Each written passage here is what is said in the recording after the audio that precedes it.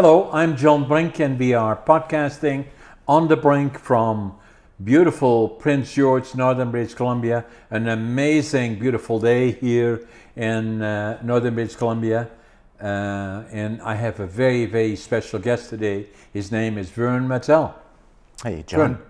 Vern, nice to see you again. Good to see you again. Always nice catching up to you. Yeah, and Vern is a dear friend of mine and has been for many, many years. And the special thing about Vern is he's an amazing athlete, and especially in arm wrestling, has been a world champion, and I believe 3 times. 13. 13 times now. 13 times. Yeah. And went overboard. And then a Canadian champion. 36. 36. Yeah. Unbelievable. Now, as my guest already can see, at some point, Vern and myself will do some arm wrestling testing, and and I kind of think that I may even beat him, but we'll save that for later. I got a feeling. You ever hear that song? I got a feeling. I think you're going to do it. So, Vern, tell us a little bit about yourself, and you've been in Northern BC for quite a while, and yeah, Prince George is really my hometown. Born here, pretty much raised here. Right. Moved a few times, but always come back. Made a great place to raise my own family. Right. I really like what Prince George has to offer. Yeah. For the price of things, the sports that you can be involved in, right. The livelihood itself. Yeah. We got fantastic lakes, forests, wildlife, you name it. Unbelievable. All in one place. All the nature still here. Yes. We got bears, we got caribou, you name it, we have it all here. Wolves and foxes, and it's nature. Yeah, sometimes too many bears. Too many bears right now. Yeah. Because they are getting ready for winter, and Yeah. food is hard to find for them.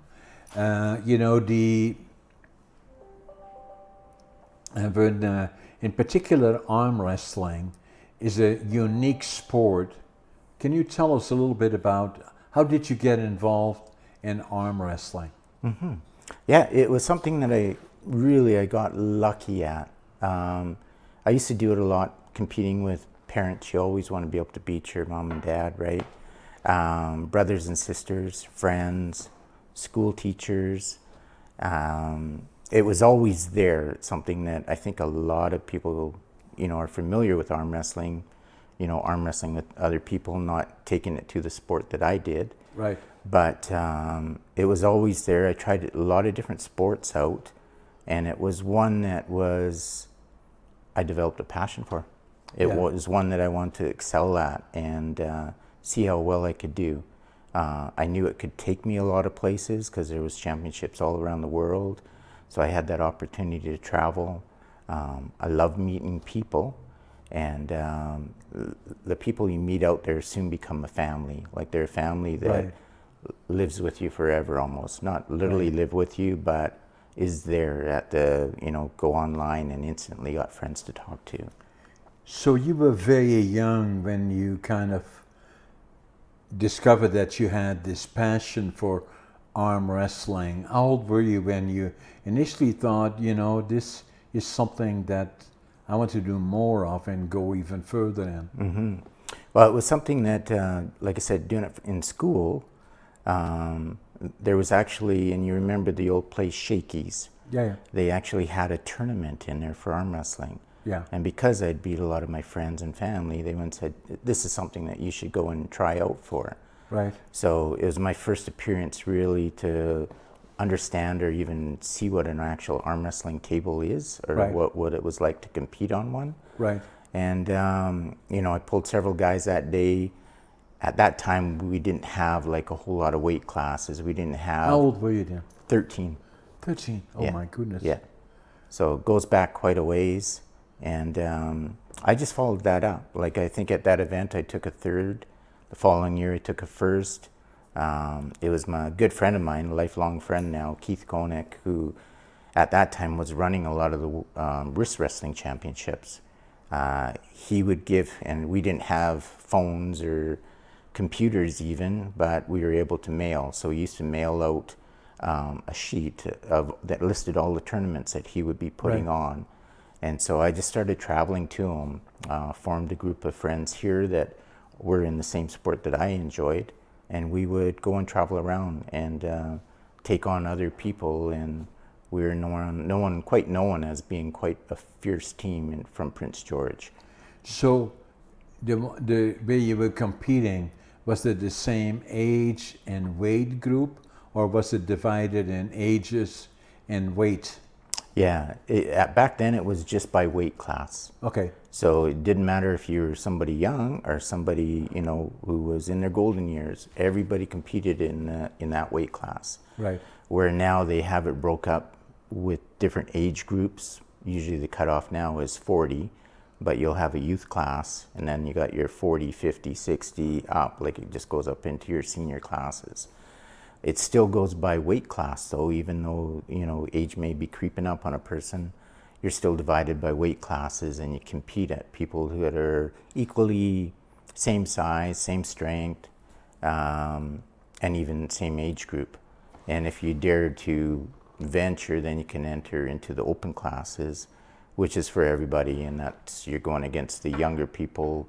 I like to think when I was 40, 45, I reached my peak in arm wrestling for the top physical capabilities that I was able to achieve as far as strength-wise. Right. And those are the type of people that you take on that are just, they work out all the time. Yeah. They're dedicated to the sport. Good commitment. Yeah, Good physical condition. Exactly. And so the people you'd meet at the table were the ones that were no longer easy matches. They were something you had to really fight for, and it was only technique and training that you would be able to have some type of a leverage over them to make it like a really interesting match, or one that was easy, or one that actually went their way. Right. So, and then you decided to become a competitor in it and make it part of your career. And so was it in both arms initially that you, it is not that you would only go then, before you got injured, that you were, if you would compete, it was always you started with this arm and then you followed up with the other one. Was that kind of the setting? Yeah, exactly. I did, like you said, I did compete with both arms before my accident, losing the use of my left arm. Prior to that, I'd gone to a world championship in Costa Rica. It was my first world title. How old were you then? And at that time, I was 21. Right, so young fella. Right? Yeah, I'd gone to a few Canadians, won several provincial awards, started traveling down to the States. And then once I won the Canadian championship, then I decided it was to start to branch out to these world competitions and see how well I do, not knowing, where I would stand. But I was very fortunate that I actually took my first world title then. And where? In Costa Rica. And again, your competitors were from all around the world. Right. All the same weight classes? Same weight class. Not so much the age. Not age. Up to 40 or? And more. And more. Yeah, yeah. So you really didn't know that somebody coming to the table, did you have a fairly good idea of who they were before you found them across the table from you? Back then, I can remember back then, like I said, there was no media, young people sometimes can't visualize what that's like to have no form of media, communication without their phones or their... What year was it? And that was 83. 83. 83. Yeah, so back then we had 40 years ago. Yeah, back then we had those little computers that was a ping pong that you watched a ball slowly go across that you had to match your paddle up with. Yeah. Do you remember that? Yeah. And now look at the games they have. But we used to get letters, and by going to the tournaments, they would announce where other events were. Yeah. They started putting out a little brochure about the polars. It was Polar Magazine, Arm Sport Magazine, that we were able to read and start seeing or learning about some of the competitors out there. Then it actually opened on to an open chat line finally, that we could start getting news about tournaments faster, or news about people who were progressing in your weight class faster and faster. Follow people a bit more. Yeah. And then, then it changed where all of a sudden media took over, and you could see and visualize your competitor. You could watch the type of moves that they were using, how they trained, who they were beating or who they were losing to that you may have gone against, that you could have compared your strength and skills against. Right. So it was game changer. Yeah. So that was Costa Rica. You already had won how many Canadian championships then? At that time, 83. it would have been 3. 3. Yeah. And then, so that changed your whole profile, right? Yeah. Now you are at a world level. Yes. And a world champion, in fact. So where did you go from there? From there, so I'd reached basically the top of the platform that I could really even reach for, and it was the following year that actually I was in my accident. I shouldn't say that. It was 2 years later that I got in my accident, and I had to go through quite a bit of stuff at that time, being a wheelchair. 1984? 1984, learning how to adapt to use my one arm now. And so as much as I reached my pinnacle, I had to start all over again. So and this time with one arm. Tell us, if you feel comfortable with that, tell us about the accident. So now you are 23, 24, you're a world champion, arm wrestling, start of a career, at the beginning of a prime of your life, and the doors and the world is open for you, right? So, and then what happened? Then it was devastating, actually. I was somebody who would jump out of bed every day, 200 push-ups instantly to start my day. I was very fit, working with weights and training all the time, to all of a sudden just struggling to get out of bed, getting into my wheelchair, turning my whole perspective around of where I was now that everything had been taken away. It was very, it was hard. It was very, very hard. It was quite a struggle. But it happened in the summer of 1984? And that was a motorcycle accident with a car. Right. And so what happened to the accident? How did it happen? Motorbikes can be delicate a lot of times, but a lot of people love motorbikes. In fact, I have one too. Yeah. And can you describe for us as to what happened? And yeah. Now I was literally going up. I was literally heading to work, and I'd taken my bike, and I was heading up a hill down by the old cemetery, actually. Right. Which was too close for comfort. Right. In this case, but yeah, no kidding. I was going up around the corner, and there was gravel on the road. Most of the times you're riding your bike next to the line Couple of kilometers anyways. away from here, really, right? Yeah. And so I was going, hugging the outside bend, and a car come down. And I glanced up, I seen him, he was there, but then I went to check where I was on the road, and next time I looked, he was already crossing into my lane. Now, with your bike going around a corner and already starting to lean into it, I was trying to rapidly think, but everything happened so fast. Probably if I had split second more, I probably would have brought my bike back up and tried jumping over his vehicle with the collision. But the car immediately sucked the tire down and me right down under the vehicle, and we spun underneath the vehicle and out the other end. And I was dazed. I actually didn't blank out at all. So when everything stopped, you physically were underneath the car? No, it was completely went from one end to the out the other side. Right. And if the motorbike didn't go underneath with me, I probably wouldn't have survived. No. That in a way saved you? Yes. From, yeah. both the motorcycle and the helmet I was wearing. Right. Because I ended up having my head run over as well, all the way down my shoulder, my arm. Brachial was all affected, shoulder blade. Then over the femur and hip area was where the other tire went over, which caused a lot of problems with the hip and the leg and nerve damage. And but this weird thing about it was I think I went right into shock.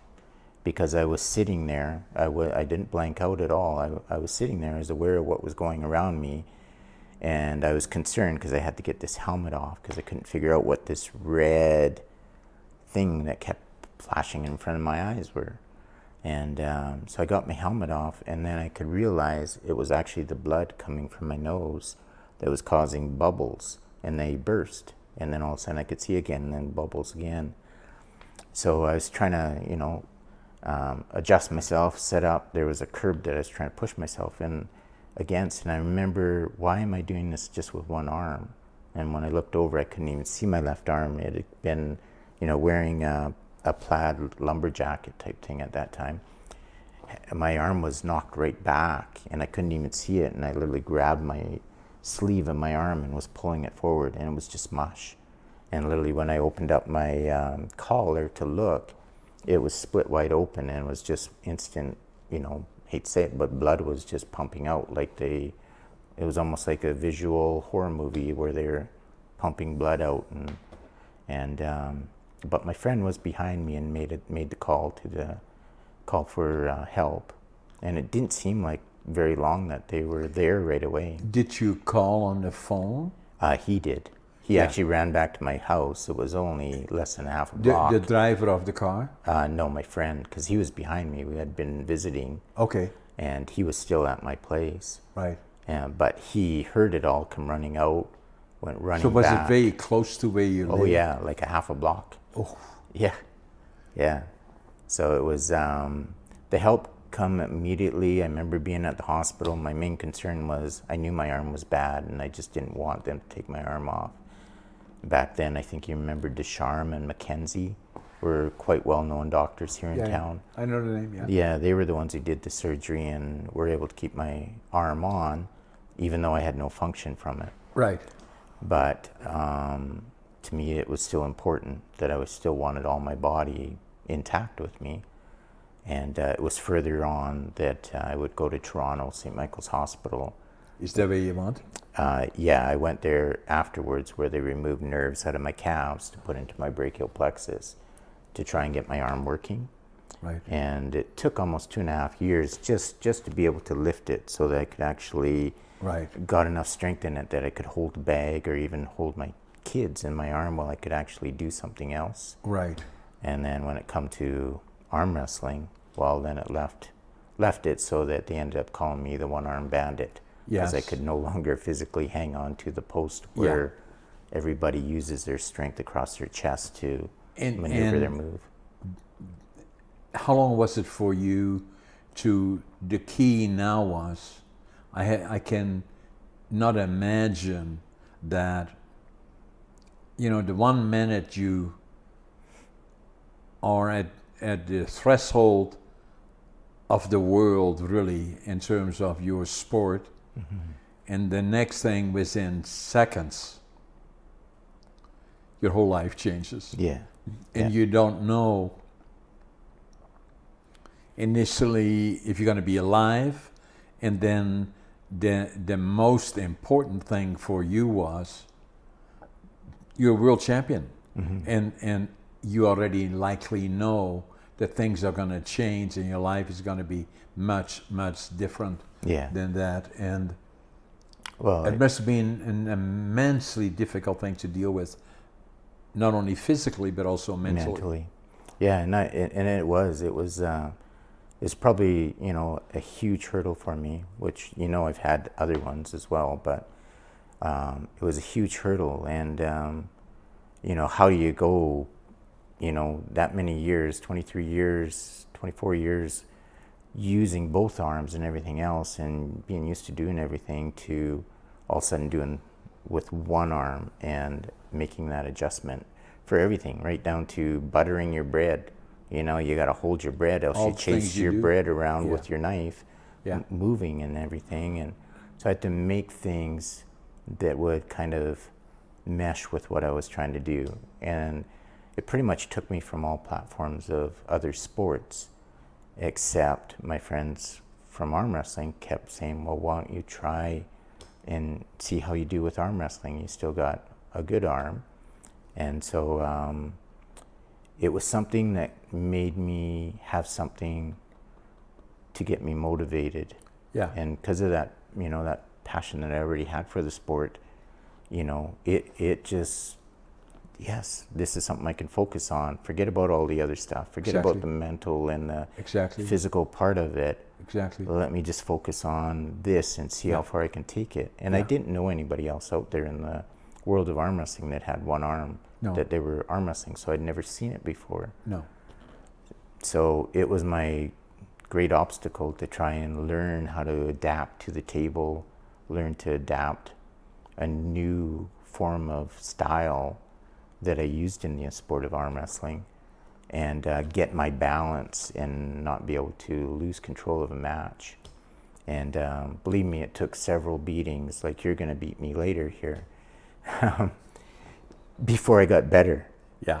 And I finally adjusted and everything turned.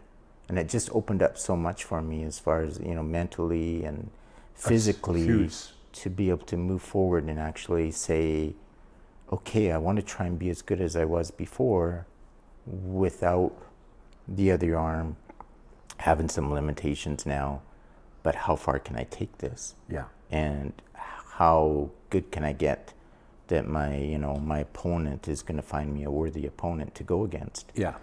And it was quite a mountain to climb, but So already then were the people that did only, not because of physical ability, but just focused on one arm wrestling, was that already part of the wrestling that was being done, or was it by exception?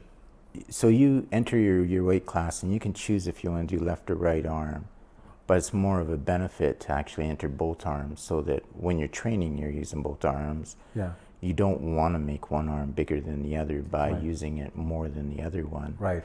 So myself and most of the people that I know out there always use two arms, but they're naturally a little bit more stronger with the arm that they tend to use more The often. dominant one. Exactly. So that means that were you normally right-handed? Yes. So that then become the dominant arm, and I can see there for balance, you want to make sure that you then train if you have the ability. Yeah, Obviously, yeah. you couldn't do that then.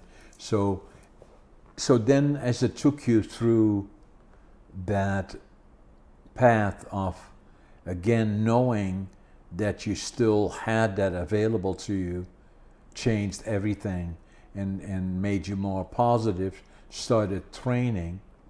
And at what point then did you started competing again, or knew that you could?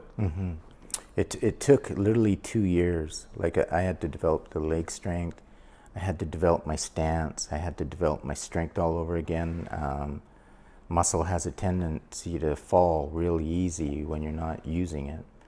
So I had to develop that strength, but not only the strength that I had before, the strength now to use the move that I was gonna use now with just one arm. You know, I literally had I had no choice, right? I had to make it work. Yeah. You had to make it work, you know, given a task and had to make it work.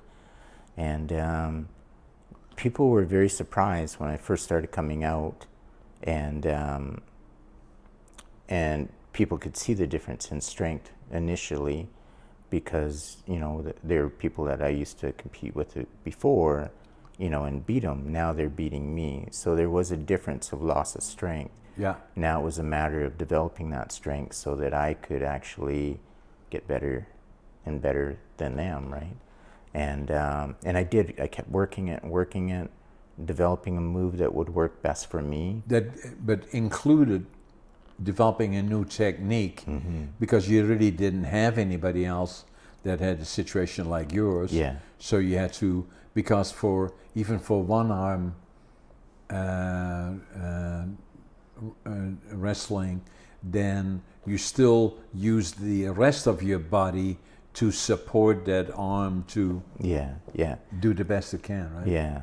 Losing that physical strength across my chest. Exactly. Which was like a bridge to my other arm to, right. To hold that amount of strength in, or hold tight against an opponent trying to thrust all of his power to drive your arm down, was the hardest thing, because it was too easy to break open.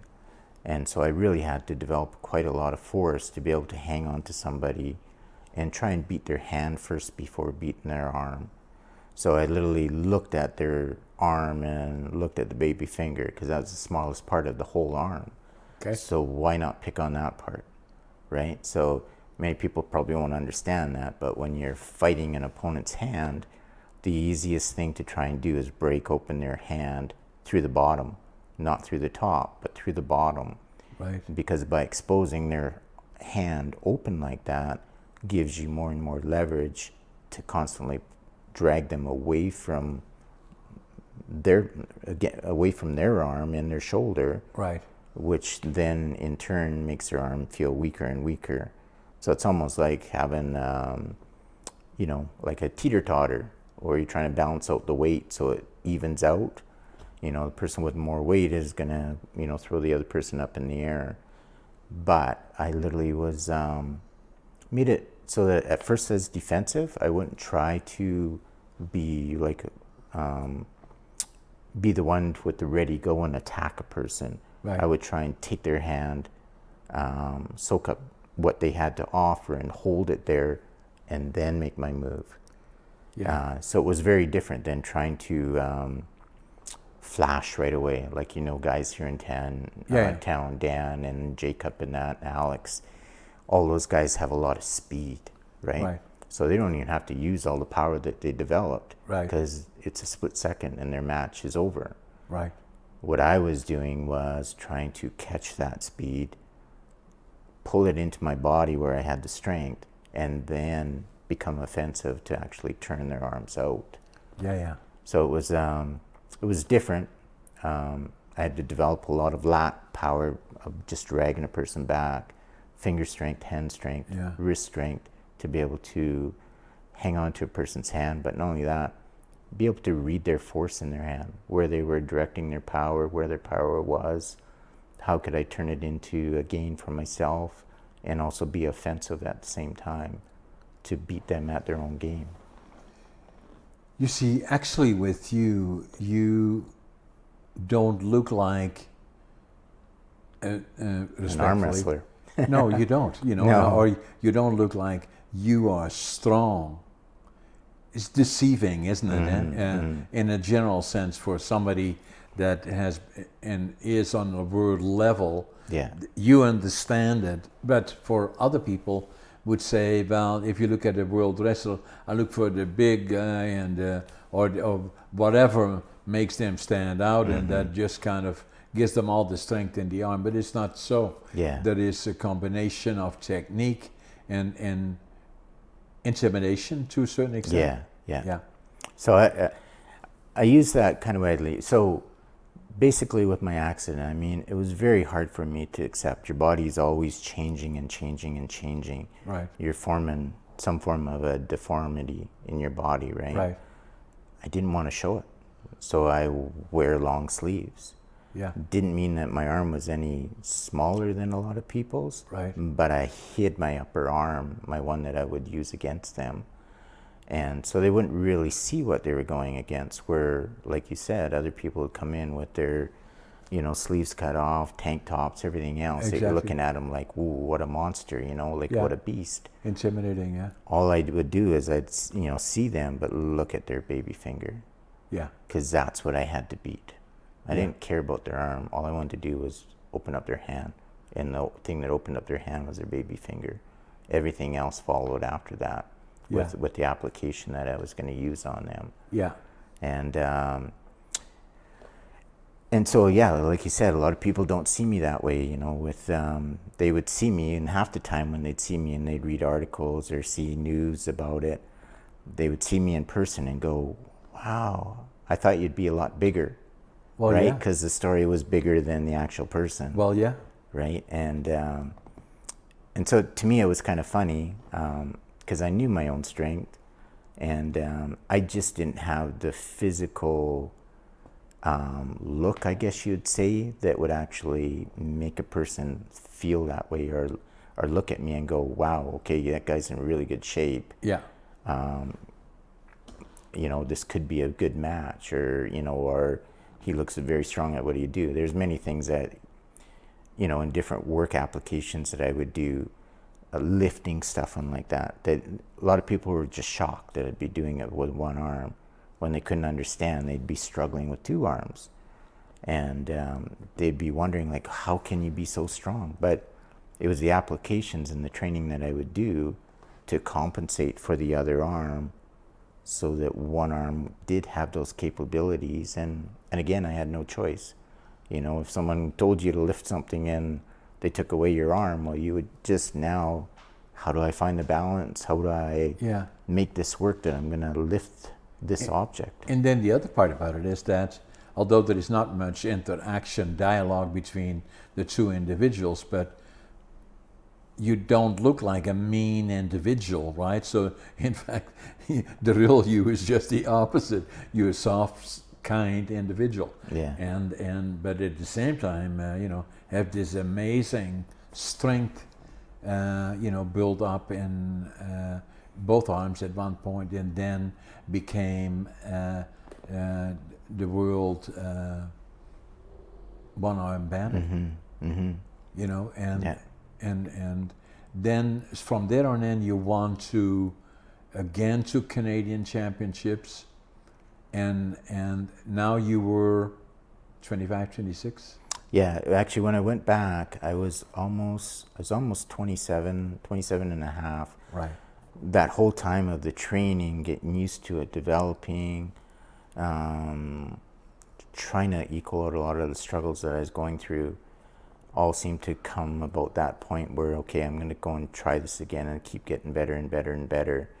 And I would. At that time, I was competing in both arm wrestling and wrist wrestling. Very similar, different rules, different pads, different ways of setting up. Oh, is that, yeah. But I love both ways. Wrist wrestling was probably my preference, because you could load up with an opponent and actually feel all their power before you even went. Where arm wrestling, you load up, but you can't load up because if a person backs off their power, well, all of a sudden you're already beating them before the match, and you'll get fouled up for that. You have to set up with the person, stay there, ready, go. Same like the wrist wrestling, you would do that, but most people would grip right up, wait for the ready go, and you're into your match. Did you use the same size table for it? Same size table, different format of pads, and offset pads, and where you'd put your elbow, but very similar. Like it was very similar. Once you learned one, the other one was easy to get used to. Wrist wrestling was a lot of wrist wrestling, a lot of hooking and driving in.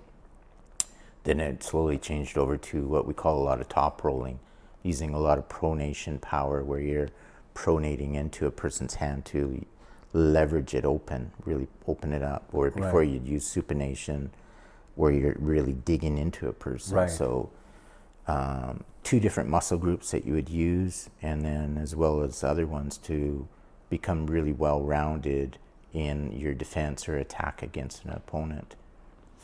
So when you started again competing on Canadian level, and then next one back to Worlds, what was it? Were you 27, 28 then? Yeah. And then you went back to the Canadian level, became the one-arm champion. Yeah, started winning the Canadian titles. Yeah. It took almost 10 years from the time of the accident. So it was in 1993 that I went over to Moscow, Russia. And here you're fighting against European hardworking men. And I say that because they work much harder than I believe we do over here. Yeah. And it's just a lot of old school work, like just no machinery to help them. It's just like ruggedness. Yeah. And you'd feel that in their arms. But I went to Moscow, Russia as an invitation because I had already started getting better known again. My friend Keith Koenig wanted me to join the team. So I went over there, and at that time they had both the open class and physically challenged class, which was very new to introduce physically challenged people can arm wrestle. And ended up going in both of them. And what was interesting was I could enter at my 154-pound class there, but in the physically challenged, it was just an open weight. So I remember a fella named, what was his name at that time? I forgot his name. Anyways, he probably had about 150 pounds on me. And we had to sit down, which took away half of my leverage at the table. And he was the prior winner over there and everything else. So when I actually beat him, everybody went crazy. Like they were cheering we were in a great big auditorium. This is One in ring Russia. circus, yeah. And everybody gave me a standing ovation. They were bringing down fruit, and which seems weird, fruit and vegetables that they would give you as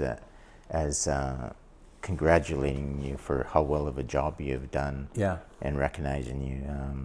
I think I told you this before, even soldiers come over and give me their military hats or some of their medals because they just thought it was such a brave thing that I did. Was exceptionally decoration for only reserved for not few, very few, I should say. Yeah. And it kind of made you somebody of being appreciated. Yeah. For obviously something, in the challenges but to become a world champion at that level. Well, and even for them to see somebody who's physically challenged go against able-bodied people. Yeah. Like that was just, how could you compare, right? How could you compare? Right? And especially in the sport that I am with arm wrestling, where you really do need your other arm to work. And here I am going against the able-bodied people, they're top athletes that they have to offer from the countries, and was beating them. And it was just, they had entertainers that were amusing us throughout different weight classes. And even that entertainer singer, come over to me and raise my arm up, give me a rose, and just said, "The people love you." Like that just, it still gives me goosebumps because it was just such a roller coaster of emotion that I finally did it. I'm back. I'm almost, I'm just like I was before. I finally have proved to myself. All the things that you went through. And I got goosebumps. Whoa. Yeah. Just because it was so much emotion that it just overwhelmed me. I mean, I couldn't even hold back the tears because I was so, it was just electrifying. Now, right? Oh yeah, yeah. So I've been in we've been friends for a long time, and I've been in your house, and especially so unique is your garage. Where you have all around all the walls, with all the trophies and also the trophy. The memories of the Russian experience and all the trophies that you have there. It's just unbelievable. Yeah, no, I really did take the sport, I feel, to the next level. Yeah. And, I was awarded a number of awards for acknowledgement of, helping move the sport along as well. Yeah. And now they actually have a physically challenged sport in the Olympics for arm wrestling. Yeah. So they had an introduction of the sport to them, and now it's been accepted. So it's taken it that much that they recognize the sport, but the ability that physically challenged people have the ability to actually compete in this sport Olympics? as well. Yes. Wow. Is it recognized now? Yes. And will it be part of it? It will be part of it. In the next Olympics? Next Olympics. Where is the next Olympics? And I think the next Olympics, correct me if I'm wrong, but I'm not sure if it's in Kyiv or if it's in Turkey. Okay. Yeah. And that is what year, you know? In the next 2 years, I think it's in I'm 2 sure. years. 2 years. So I've been asked by a number of people from Canada, Vern, you know, we need you to get back into this even more than like with me training with the guys and stuff like that. We want to get you back out because we need you to represent Canada. Like, who do we have that's going to represent Canada in this sport better than what you could do? So it's lit a new fire for me. Yeah. And you knew that I just got out of the hospital like 3 months ago with my kidneys going down on me from COVID and everything else, you know. Yeah. How are you doing now? How are you feeling now? Way better. Like it's I'm scary, right? Oh yeah, finally off of the kidney as far as having blood transfusions and the hemodialysis and stuff like that. They removed the port out of my chest so I don't have to do that. And my kidney levels have been progressively getting better and better. You didn't need to have a transfer, but you still have your original. Still my original kidneys. So they work. I mean, I was right down to a level of 6, where normally 15 is critical.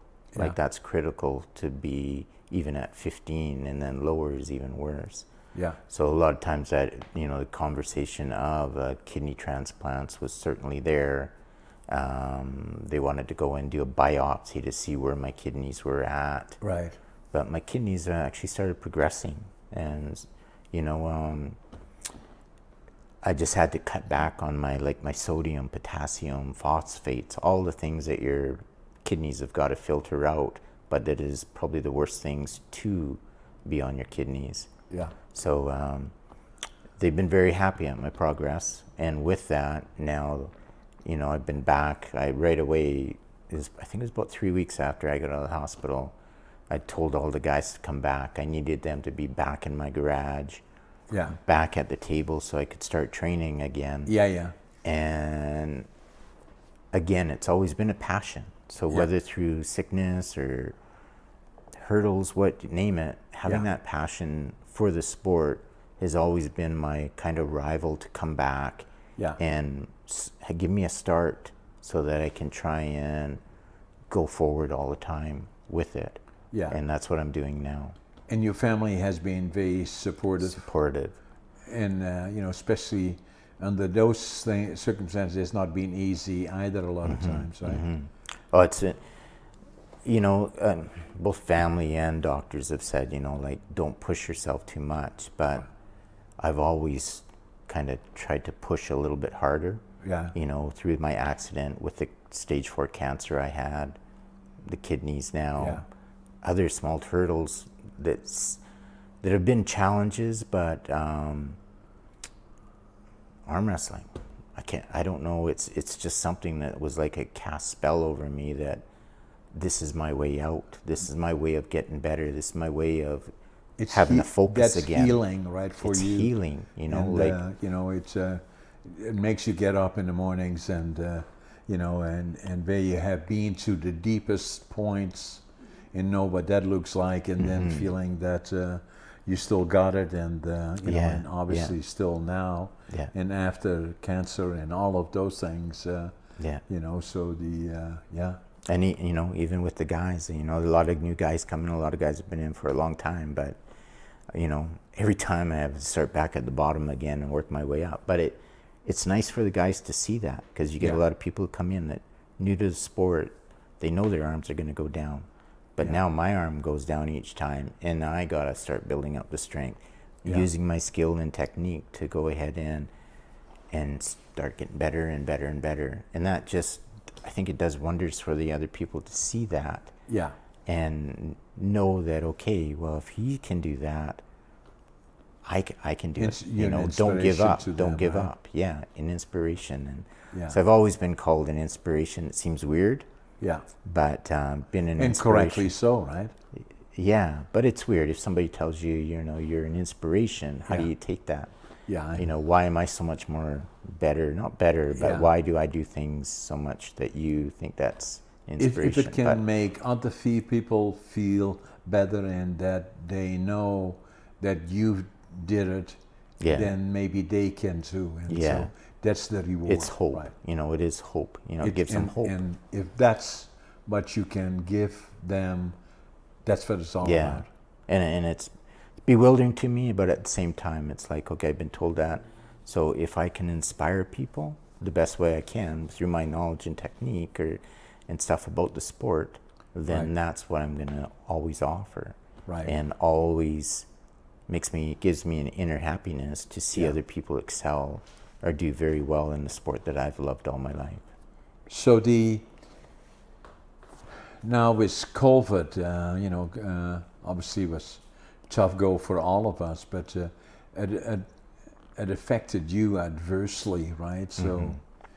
Well, so when I went through my cancer treatment and that immunotherapy, it ended up knocking out my pituitary, thyroid, and adrenal glands. right, So I was already compromised. I already had compromised immune system, yeah, and then to try and stay away from COVID or try and stay away from being affected. I made it a long ways, but then when I finally did get affected, it just took me down so fast that for the first couple of days I was in kind of blackness and some awareness, but I didn't know what was going on. Scary. You know, running right into a wall and splitting my head open, breaking my toes, and my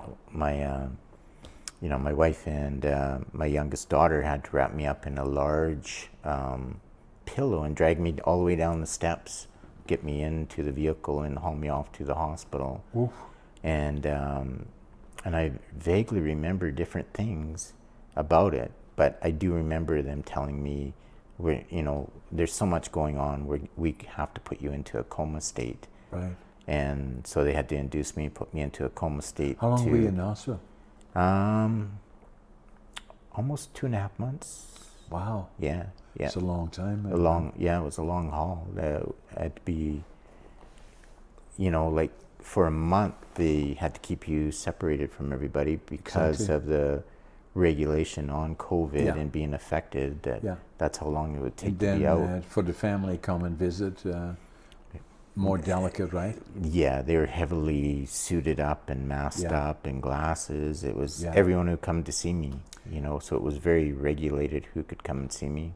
Tell me a little bit more about your family. Your wife's name, Heidi. Heidi, yeah. And, and then your kids. 5 kids, 5 grown-ups now. Okay, tell me who they are and what they're doing. They're doing good. So my oldest daughter, Alexis, she actually works at the hospital as a nurse. Yeah, And so it was great to have her there and her know doctors as well. yeah, And to add to the comfort. My oldest boy, Tyson, he's a welder, fabricator, and stuff like that has been very busy with his job and is in Prince George. Both of them are in Prince George. Yeah. My next son, Braden, he does roof estimating on large structural buildings, Okay. malls, and stuff like that, okay, where he can estimate and know what it takes to resurface a building, working around all their, works here in Pinterest. yeah. And he does very well at that. And my other son, Austin, he's down in the States, in Utah, taking a schooling down there for design engineering.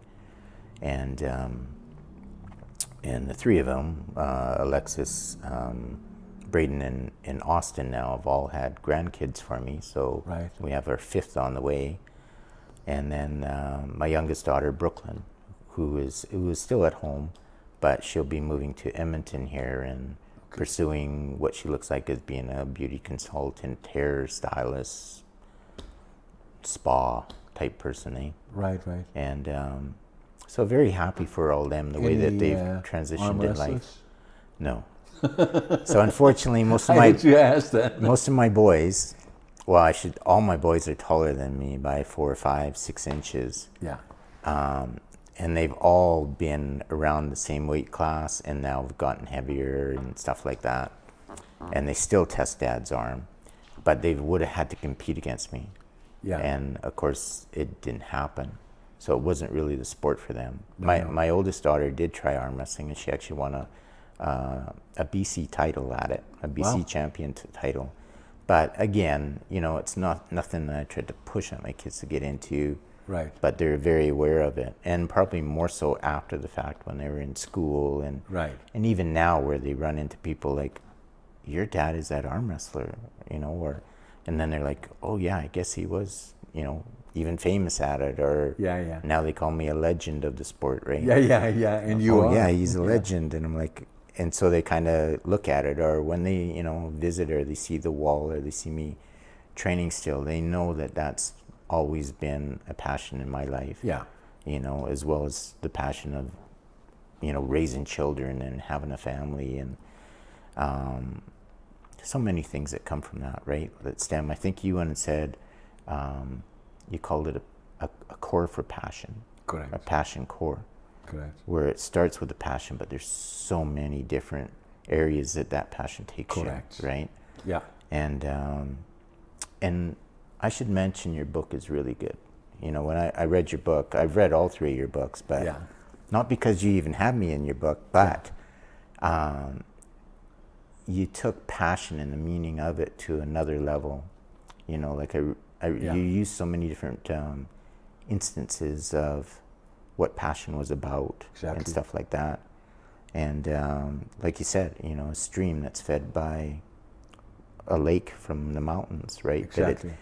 It just streams down, but it's like us. We have the passion that streams through us to so many different things that we can excel at or take ourselves to the next level. Or and it becomes something that defines your life, right? So that, and I heard something on United States, actually, some statistics that, and that's kind of the reason that I wrote the book, that I believe it is so important to develop those passions. My foundation is really, when I came to Canada here in 60 years ago, I had $25.47, but the most important thing I had is attitude, avoid the negative, passion, and work ethic. And combine whatever you pursue, what follows this success. And I think people truly recognize people when they have a passion for things. Exactly. You can just see it. It just oozes from them almost. So you look at different people. Everybody has something different that they're very, very good at, or talented at, or is something more different than yourself that makes everybody so unique. Yeah. And the challenging part about it, Vern, is that what I saw in an article out in the States is that they believe that 70% of the people do not like their jobs. And of those 75% are looking for a new career. And that somehow is troubling in the sense that, and that's kind of also why I wrote the book, is that there was so many people who say, I don't like my job, but because of this, that, and the other reason, I can't change. I said, that's not so. That you should keep looking, and because if you have that passion and living the dream or the lack thereof will affect everything that you do in your life. To develop these passions about the things that you do is so important for how we feel about ourselves and as well. So I'm gonna give like, you one of these. I didn't give you one yet, right? Yes.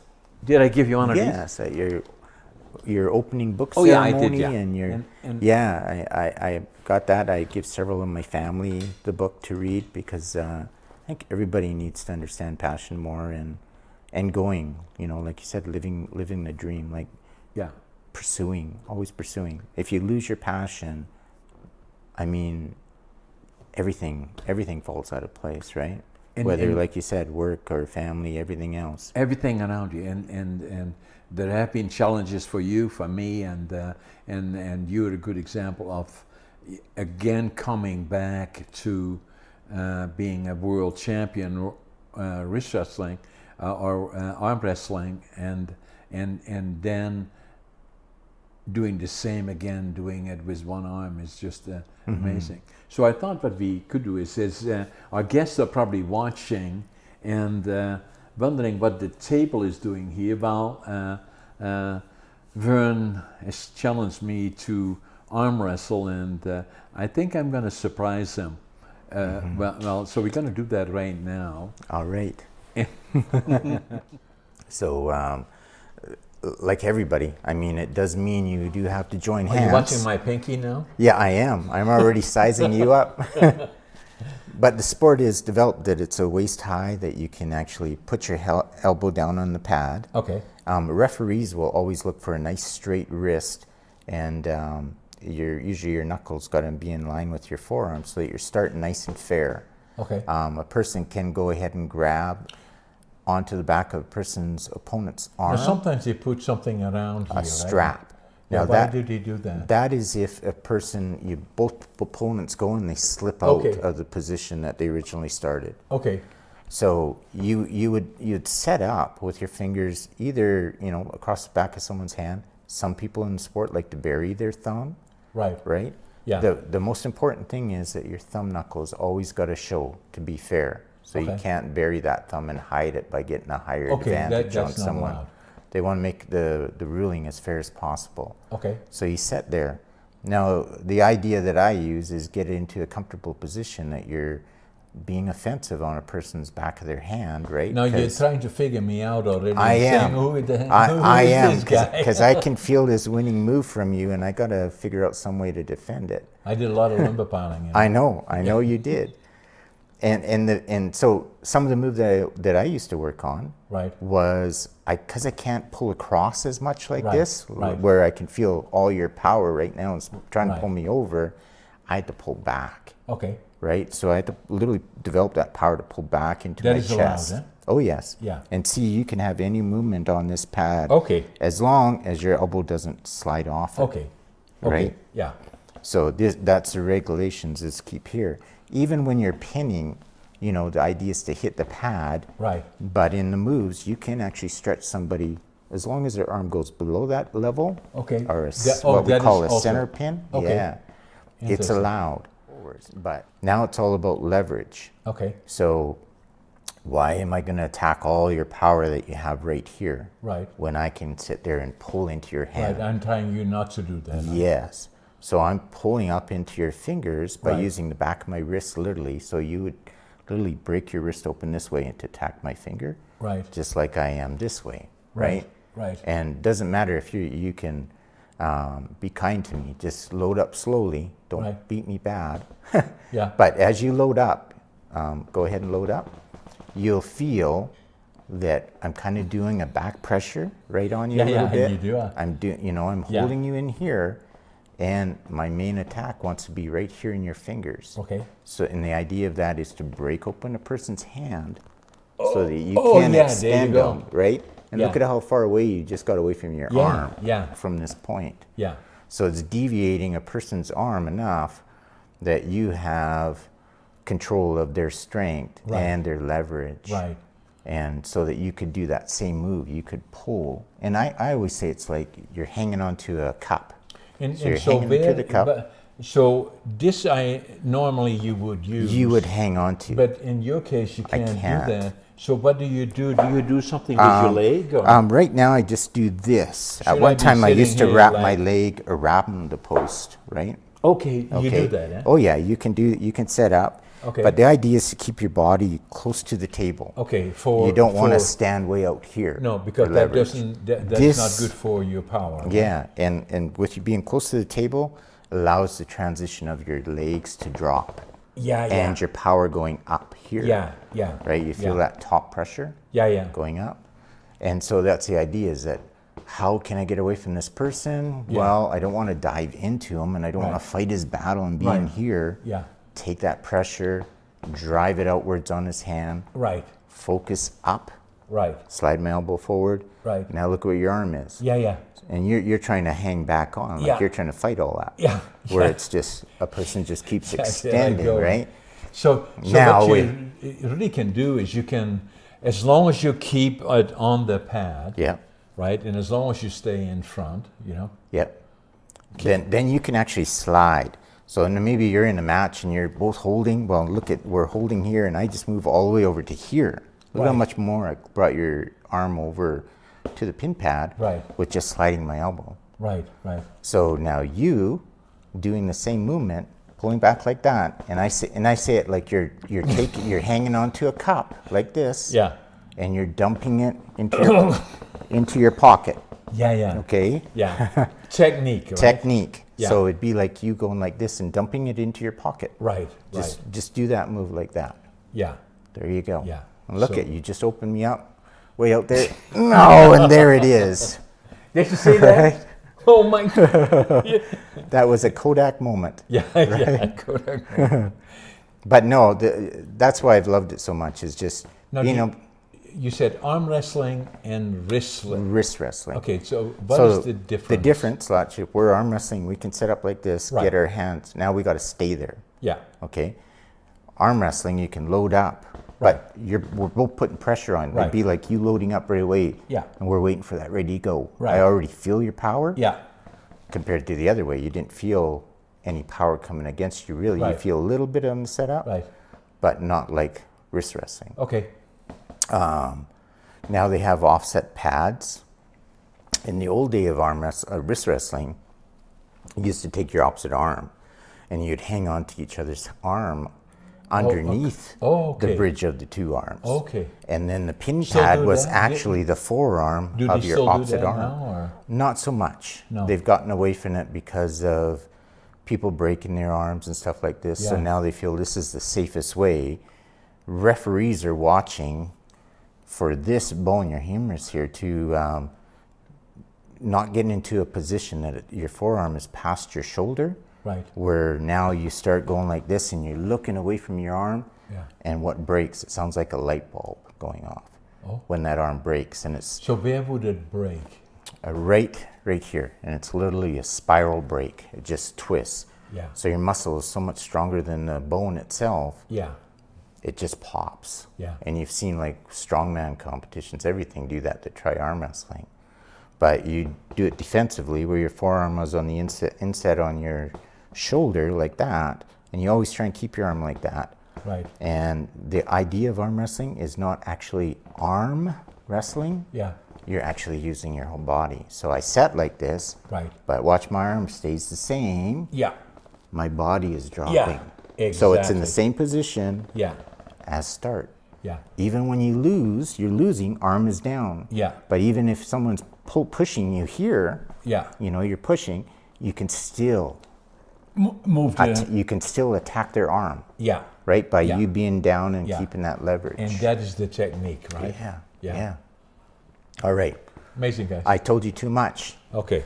All right. Okay, I'm gonna use. I got Do I intimidate him? yes. No kicking under the table. No. Okay. No blowing Okay. kisses. No nothing. It's This time, straight be on. ready. Here we Okay. go. Boom! Oh my goodness! Oh, He's going. Ah. Yeah, I did it. I did it. you got her. Vern. All right. All right. Thanks, buddy. Yeah. Thank you very much.